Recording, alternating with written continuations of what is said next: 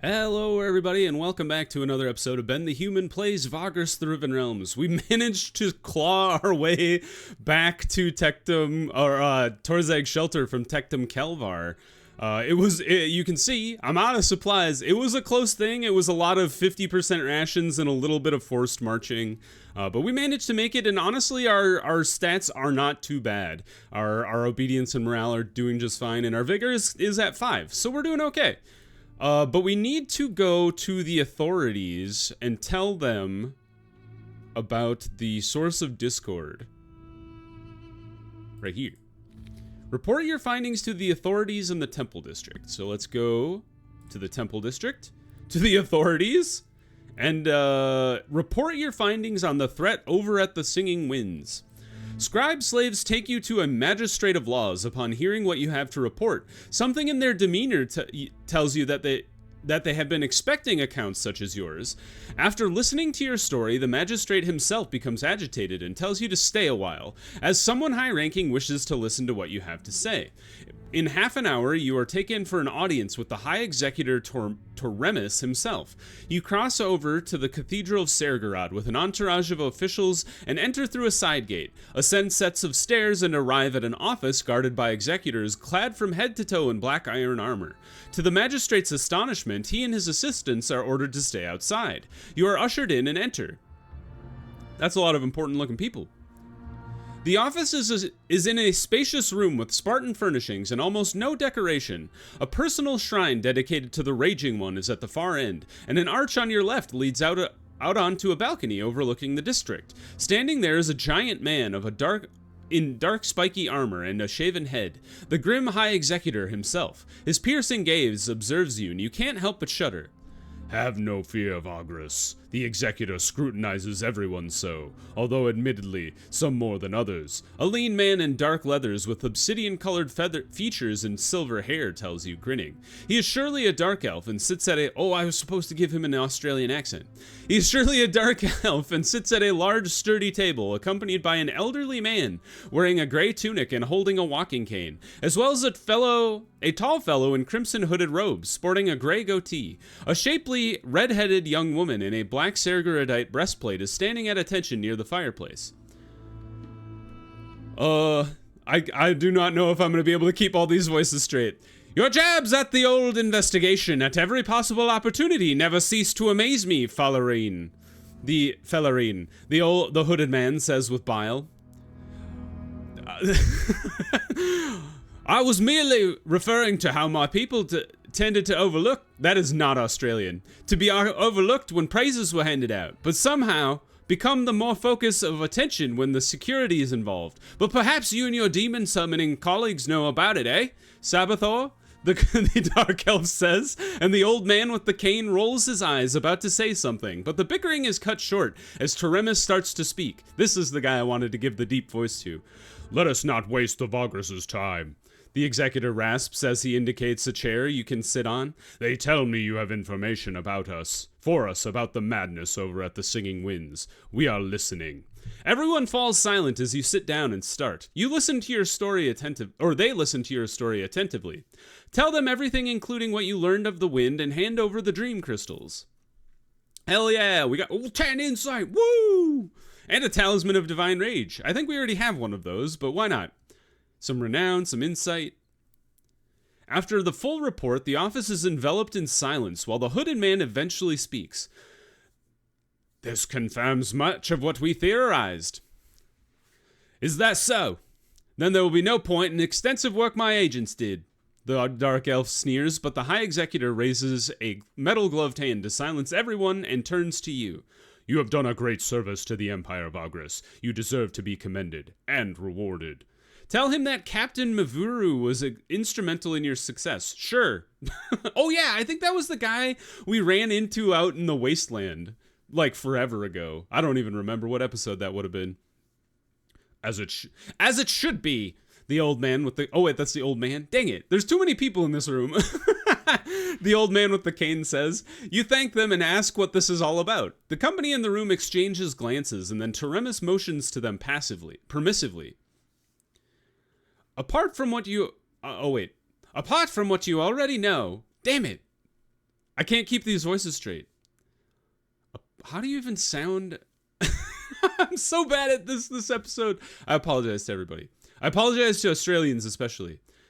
Apart from what you already know, we understand that whatever started this was something and someone entering the accursed ruins of Caravan. This trespass caused the earthquake and the mental scream that still echoes, sending the nightmares as well as corrupting the winds, mostly over at the Singing Winds, but also around all the other northern territories. With the additional knowledge of the eerie dreams people have reported or recorded, it seems that a great loss accompanies the psychic barrage, which is surely the product of an immensely powerful thaumaturgical entity, the hooded man called Sabathor confides and holds a dramatic pause before going on.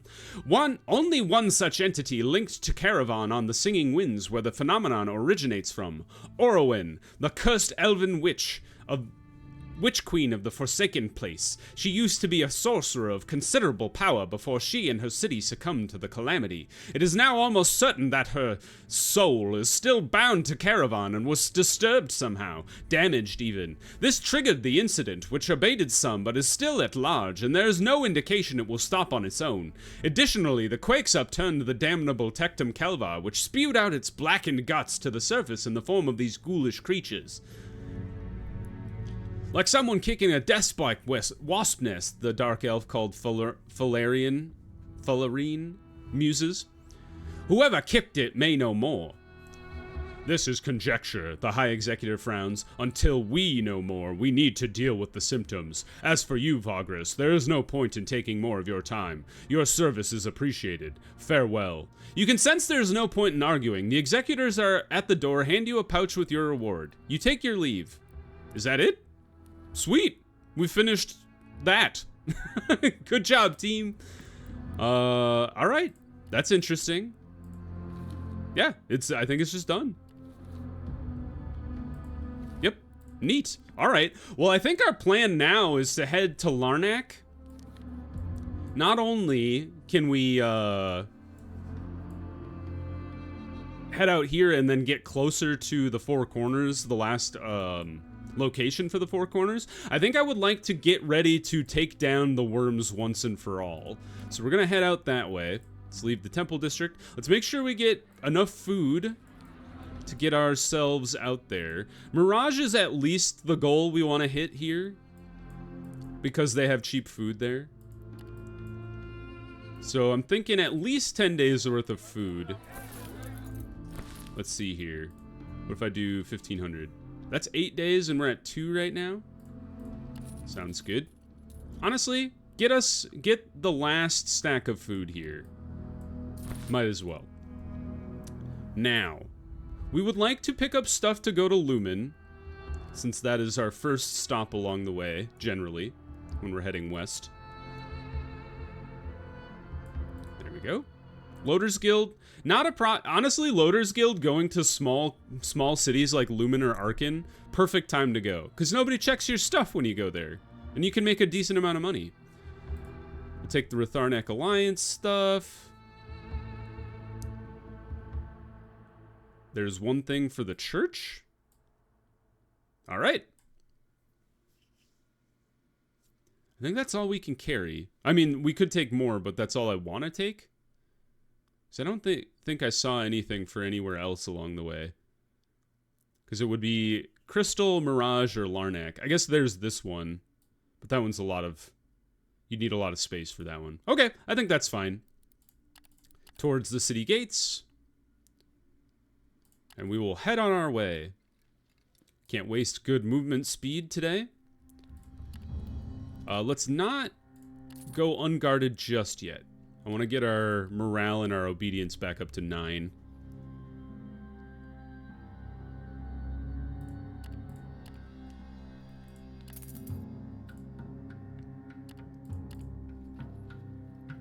Then we're just zooming along. Yeah, we're kind of knocking out a lot of the quests that we were given a very long time ago, which is kind of funny to me.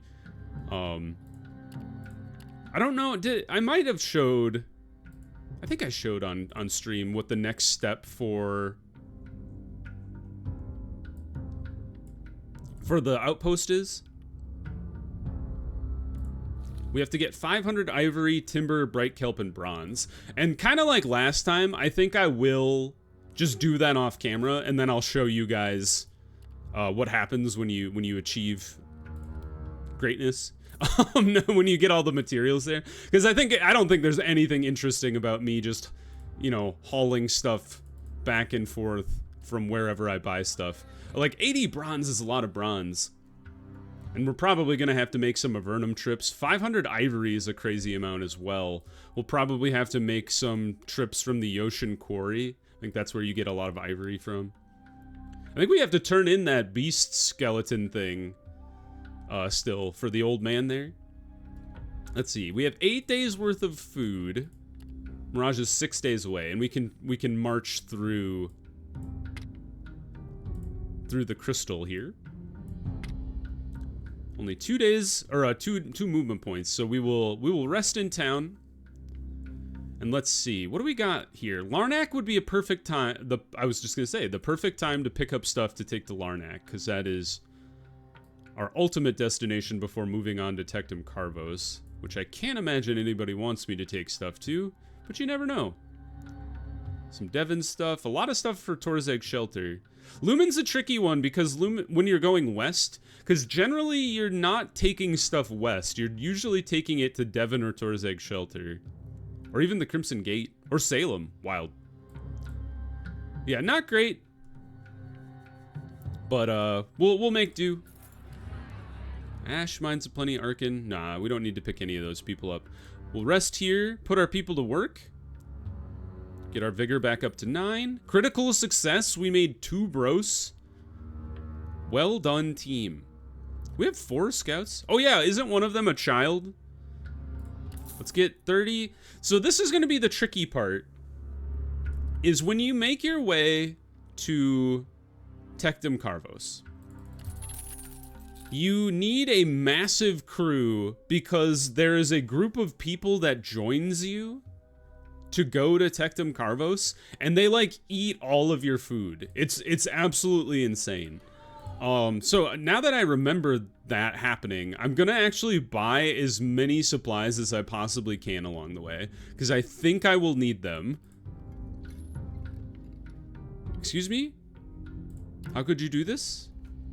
Defend equally, and then we will attempt to cull the ranks, because if we cull any of these guys, we'll almost kill half of them. But we don't need to do the wall.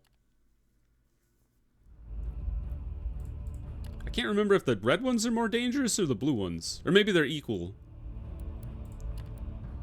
You got 35. Okay, the blue one has the most health at the very least. I doubt I can stun you. Yeah, thick skull. They'll just stab you. A little stabbing never... Well, a little stabbing did probably hurt somebody. Throw down the wards. Try to debuff them? I don't know if that'll work. It didn't seem to. Break some of that dude's armor. Go ahead and buff yourself, Sidarius. And then get ready to get punched. Ow! Man, they're hitting my entire front row all at once. Definitely need to kill people as fast as possible. Shoot him. Still okay. I think I will save him... killing him for somebody else. I want Gorgoro to break as much of their armor as possible. Dang, these guys are strong against magic. At least you were killed. I wonder if I shouldn't get Eilani some sort of thing that either gives her more armor or makes her resistant to stuns.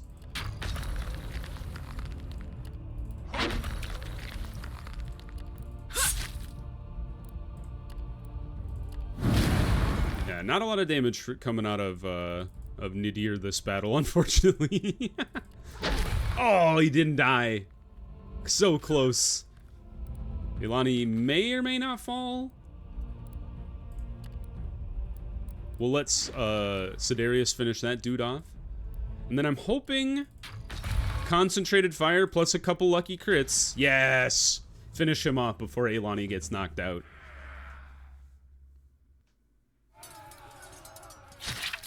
You fools. I just hired you.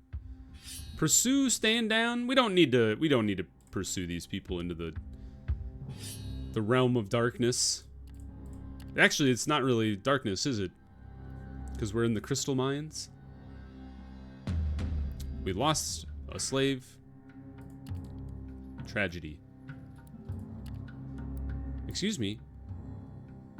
What happened? The crystal forests are magnificent but dangerous. The view is breathtaking from afar. Getting close to the formations means that the magnified refracted sunlight first blinds you, then the heat kills you. Human activities are thus confined to the night. Crystal thieves stick to short raids in the darkness. There's some life in here, but it is quite well hidden during the day. However, crystalline creatures roam around all the time.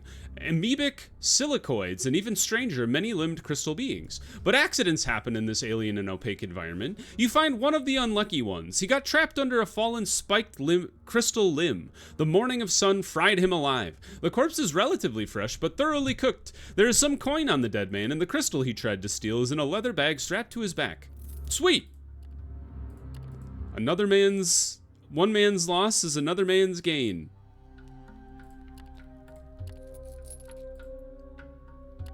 Right, we will take off the heating crystal so I can move a little further today.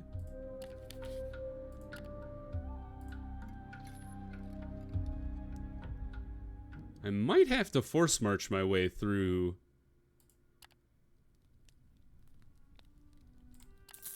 to crystal when I put my magic crystal back on. Let's see here. Heat shielding gives us 10.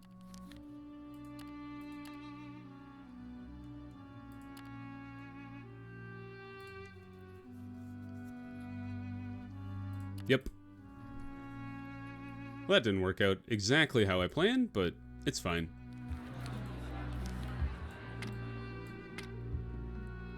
Exchange. Now, do we continue to try hiring people? The tricky thing is I don't remember when crowded camps kicks in. We did lose a guy. Maybe we go for 30 dudes? Seems okay. We got 30, 35, and 4. Still no crowded camps. That's good. None of these places are places I care about. So let's go ahead and rest. It'll allow us to get some of our vigor back at the very least from the forced marching.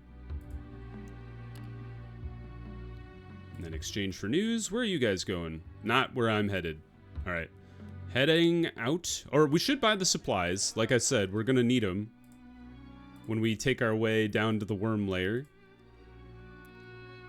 But off we go.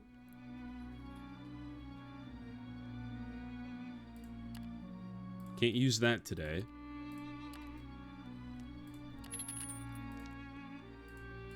Keep on healing, team. And we should swap out the protective gear. That's not super helpful. I think I prefer the Tarky Intense. Like, the chance to get vigor and morale is pretty nice, especially when we do our forced marching trick. So we'll try to make use of those. And we'll force march today to try and get to Larnak faster. We are here. Arcane. None of the places we care about. So we're going to buy all of the food that you guys have. And then just keep on keeping on. Got 17 days worth of food. That's pretty good. Obviously, we're going to lose a little when we head out to Larnak. Oh, we were going to force march today. That's right. Let's go down this way, I think is good. And then we cut across, like, over there.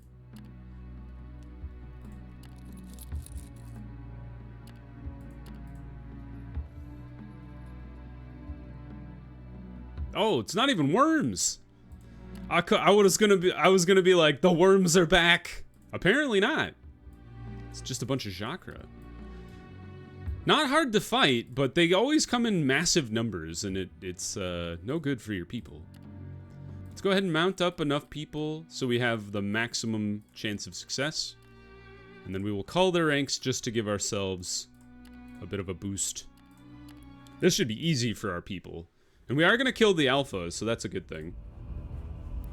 Looks like everybody's back to full health, with maybe the exception of... Yeah, I was gonna say, Ilani's missing one nub. I think we try to nuke the alpha. Can you be stunned? I would be shocked. Yeah, I was gonna say. Don't waste your turn on trying to stun the guy. Burn him. This was a bad decision because Sidarius can't attack him. Not even close. He still had like 13 health. But he is by far the biggest threat, and he missed. Fantastic news. Bomb? How much health do you got? You got 3. I'm gonna bet on Ilani that Ilani can finish you off. That was a good bet. Let's just go ahead and start attacking stuff. Cause, I don't think Sidarius buffing himself is gonna be like a good use of our time.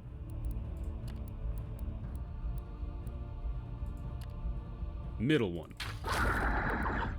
Stab him. Oh, he evaded. Although he's on the back row, so that's a good thing. Because I can throw fireballs at both of them. Go ahead and reload. I think that's a good use of your time. Slay. I should have tried to cleave them and then try to kill both at once, but that's fine. Kreefta can finish this dude, maybe? Or not? There we go. Second time's the charm.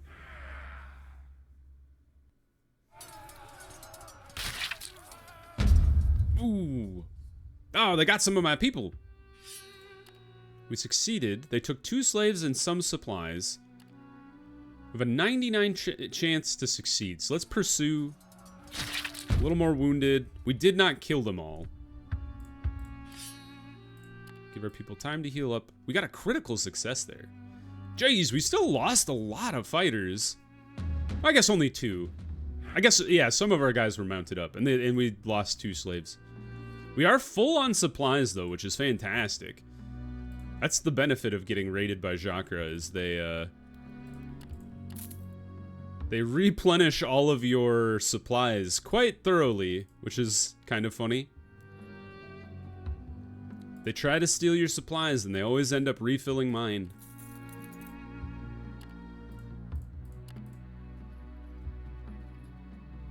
Almost to Larnac. We should probably send out our guys to try and gather stuff. Critical success! Wow! Way to go, scouts! Proud of you! Let's show them our license. Inside we go. Turn this one in, and then we'll just sell all this random stuff. I don't really want it in my inventory. And now, let's get the 2 slaves that we lost. The 2 workers, or the 2 fighters. And now, I don't think we take anything with us, unless by some weird chance Tectum Carvos is the final destination. But it does not look like that is the case. A lot of stuff to go to Avernum, and I might do that once we finish up with the worms. But for now, I think we'll stick with the plan. Let's load up on even more supplies. We've got 25 days worth of supplies. This is as much as we could hope for. We'll sell one of our beasts of burden because, you know, carrying that guy around is not really helping us at all anyway. And then we shall trudge to the city gates. We are stuck in the city. I'm back. Oh, one thing I forgot. I dropped off those crystals with the dude who was gonna tame the yurg with them. We should probably pop in and see what that guy's up to. Nope. Where was he? Not in the fields, apparently. Maybe here. Murno, yeah. Murno has finished the crystals. Talk to him about the project. I am indeed done with the commission, Myrno says proudly, and you'll really like it. It's a masterpiece, if I can say so myself. I've used all my knowledge, all my power to create these. He removes a piece of cloth from a pile on one of his tables to reveal 24 luminescent blue crystals, each the size of a fist. These go into their armored foreheads, and this... Myrno shows you an intricately carved crystal with a handle. This is the control crystal. He hands it to you. Yours as agreed, but for all this work, and if I understand correctly to convince your ambassador, we'll have to visit them and put these into yurgs, yeah? Then I can manufacture the stuff. I've perfected the method, see? I won't be churning them out, but I'll be able to create these fairly constantly. You thank Myrno for the work and agree to meet him at the embassy at your earliest convenience. Hopefully, you will be able to get the Crystalmancer inside. I think we shall. Let's leave Lucernum, and then I go to the hive. Myrno is waiting outside. Take him to meet with the ambassador. Joining Myrno, you hail the militiamen, walk up the stairs and enter the gloom. In a few moments, the luminous insects light up the chamber. Myrno gasps, and you ask him if this is the first time he has entered a hive.